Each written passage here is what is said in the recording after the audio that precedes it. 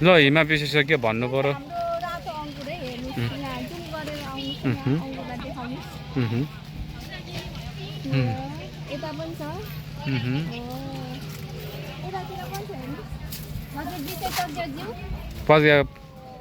यो अङ्गुरको रातो सिजन अहिले हो विशेषज्ञज्यू हजुर रातो सिजन अहिले भन्दा पनि सिजन जान आँटिसक्यो यो चाहिँ अब भनौँ न यो अन्तिम फल भनौँ न यहाँको अनि यो यसरी पोका चाहिँ किन पार्नु भएको होला चरा किराहरूले नखाओस् र राम्रोसँगले पाकोस् भनेर हामीले प्याक गरेको यो चाहिँ तपाईँहरू आफैले खानुहुन्छ कि बिक्री गर्नुहुन्छ कि यहाँको कम्युनिटीलाई पनि केही होइन हामी अलिअलि हामी पनि खान्छौँ र अलिअलि बिक्री पनि गर्छौँ आफूले मेहनत गरेको त अलिअलि त खानु पर्यो नि हजुर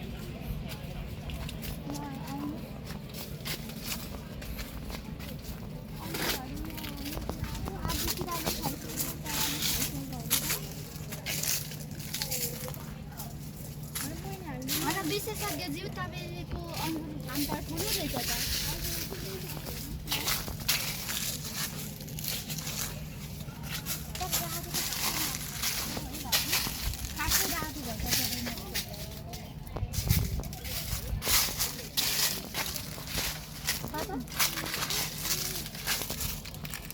होइन अहिले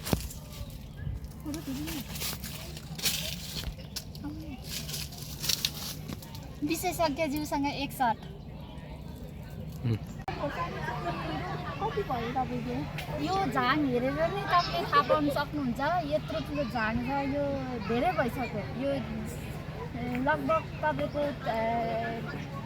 3.5 वर्ष त भइसक्यो दिन्छ खोर्सानी निकाल्ने फेरि दिन्छ त्यसरी हजुर सानोदेखि थियो यो सानोदेखि थियो ठुलो ठुलो भएर अहिले चाहिँ रुखी जत्रोको हारा भएछ त्यतिको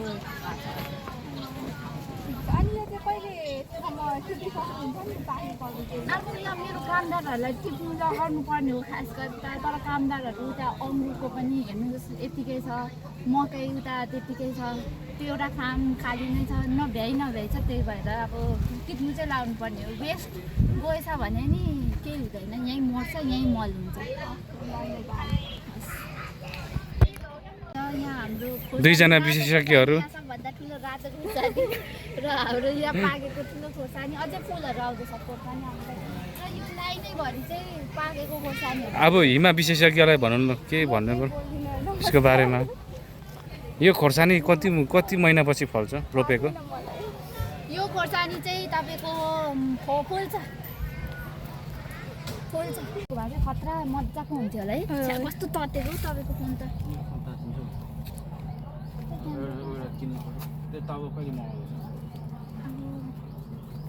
हिँड्नै पर्छ अहिलेको लागि त हिजो नि तातेको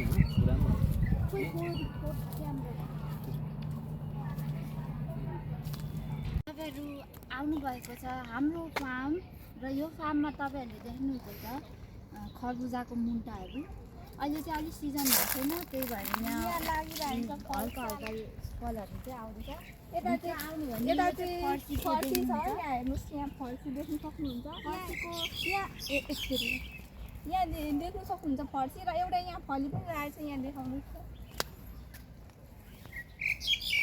अनि यहाँ अब यो चाहिँ पोलिनेट गर्नुपर्छ अनि हुन्छ यहाँ सानो सानो फर्सीहरू आएको छ यिनीहरूलाई चाहिँ तिनीहरूलाई पोलिनेट गरेर अलरेडी आइसकेको छ अनि वाटरमेलनहरू अझ यतै भित्र आउनु भने यहाँ वाटरमेलन देख्नु सक्नुहुन्छ है साथी हो यता चाहिँ वाटरमेलन छ है तपाईँहरूको यता तपाईँ भित्र जाँदै देखाउन यहाँ वाटर यो चाहिँ वाटरमेलन खरबुजा यो चाहिँ तरबुजा हो अनि यो चाहिँ खरबुजा हो यो खरबुजा फार्म यहाँ पनि छ यहाँ देखाउनुहोस् त यो फार्मको नाम चाहिँ के हो भनिदिनु पर्यो यो फार्मको नाम चाहिँ नमस्ते हाम्रो फार्म हो हजुर यहाँ आउनुहोस् त यो देखाउनुहोस् त यो चाहिँ अलिक ठुलो है यहाँको हजुर यो खरबुजा फल्दै गरेको अनि यो हाम्रो फार्ममा चाहिँ अहिले हामीले खरबुजा र तरबुजा अनि अन्य अरू प्रडक्टहरू पनि रोपेको छौँ फर्सीहरू उतातिर आउनु भने चाहिँ तिनीहरू चाहिँ एलोभेराहरू होइन पाइनएप्पल पाइनएप्पलहरू पनि हामीले रोपेको छौँ ओ माई गॉड यहाँ हाम्रो बारीमा यो चाहिँ सबसे ठुलो फलेछ है यहाँ देखाउनुहोस् त यो चाहिँ हाम्रो बारीको सबैभन्दा ठुलो है वाटरमेलन। अनि यहाँ चाहिँ अब पाइनएप्पलहरू राखेको छौँ, अलिकति उब्जाएको छैन। यो चाहिँ भुइँकटर। हजुर भुइँकटर भुइँकटर बास्ना अझै नै आउँदैछ। गोरुमा भुइँकटर बास्नाको बास्ना आउँदैछ। अनि उता चाहिँ पपैया पनि छ है, उता केराहरू पनि छ, केराहरू चाहिँ त्यो चाहिँ? लागेको छैन। पपैया मेवा। मेवा हजुर।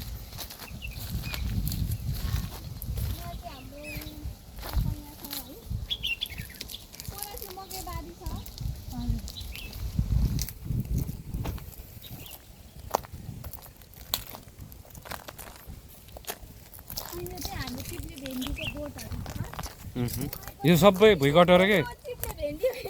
हजुर नभन्नु न जसले यो के हो त यो? यो ब्रिन्जल बैगुनको यो बैगुनको? बैगुनको हजुर। कत्रो यो चाहिँ बैगुनहरू, यो चाहिँ मैले र भाउजूले लगाएको बैगुनहरू। यो उदेखि भयो नि ब्रिन्जलहरू। भाउजूले लगाउनु भएको ब्रिन्जलमा चाहिँ आएको छैन, मैले लगाएकोमा चाहिँ यो मुन्टा मुन्टीहरू यी आइराखेको। यो फलेछ। तपाईँहरूको घरमा लगाउनु मन छ भने उता मकै बारीतिर पनि जान्छ।